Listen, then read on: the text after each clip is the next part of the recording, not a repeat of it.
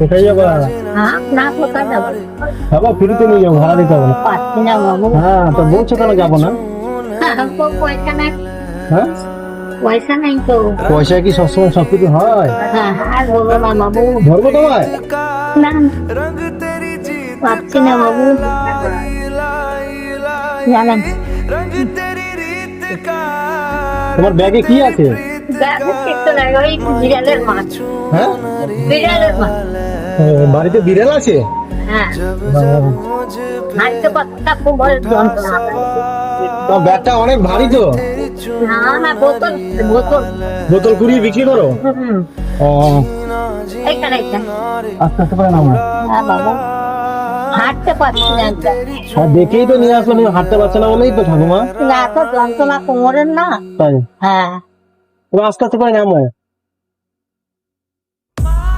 এখনো কিছু খাইনি বাবু।